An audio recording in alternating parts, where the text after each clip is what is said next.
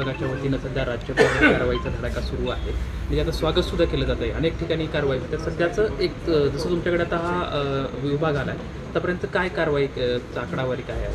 नाही, आकडेवारी तर भरपूर आहे. महाराष्ट्रामध्ये आपण जवळजवळ 1400च्या आसपास इन्स्पेक्शन केलेले आहेत.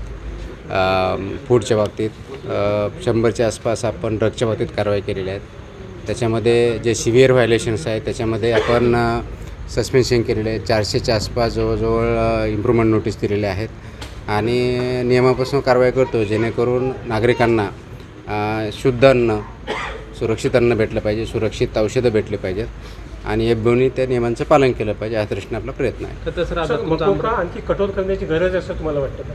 चालूच आहे, कठोरपणे चालू आहे. कठोर याचा अर्थ असा नसतो की आपले जे बिझनेस ऑपरेटर आहेत त्यांना काही त्रास देणं हा कधी उद्देश नसतो. कठोर याचा अर्थ एवढाच असतो की नियमांचं पालन सर्वांनी करायचं आहे. अधिकाऱ्यांनी अधिकाऱ्यांचं काम करायचं. आम्ही रेग्युलेटर म्हणून काम करतो तर रेग्युलेशन म्हणून काम करायचं आहे. एफबीओनी त्यांना जे रूल्स दिलेले आहे फूडच्या बाबतीत जर विचारा जवळजवळ 22 प्रकारचे रेग्युलेशन्स आहेत.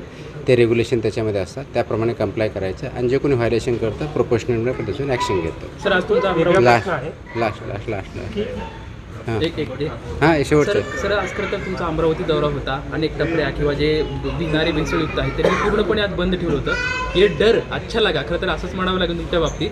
मात्र सर बऱ्याच वेळेस तुम्ही कारवाई करताना जे लहान मोठे आस्थापने आहेत त्यांच्यावरती कारवाई होताना दिसते. मात्र जे काही मोठे उद्योजक आहेत किंवा मोठे डीलर आहेत त्यांच्यातल्या कारवाई समोर येताना दिसत नाही. आपण सर्वावरतीच करतो. तुम्ही जर व्यवस्थित आकडेवारी बघितले तर रिटेल्स आहेत, रेस्टॉरंट आहे, डेअरी आहेत, ग्रोसरीमध्ये आहेत, ऑइलमध्ये आहेत, ड्रग्जवरती आहेत, मॅन्युफॅक्चरवरती आहेत, सर्ववरती आपण कारवाई केल्यात. आपल्याकडं पोर्टल चालू झालेलं आहे. ग्रीव्हन्सेस येतात, तक्रारी येतात, त्याचं ॲनालिसिस होतं. आपल्या विभागाची आकडेवारी आहे आणि ज्याप्रमाणे येतात त्याप्रमाणे आपण शहानिशा करून त्याच्यावरती कारवाई करतो. त्याच्यामुळे कोणत्याही प्रकारचं लहान किंवा मोठा, छोटा किंवा या भागातला असं कोणतंही डिस्क्रिमिनेशन होत नाही.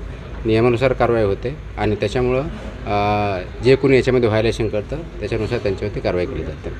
थँक्यू.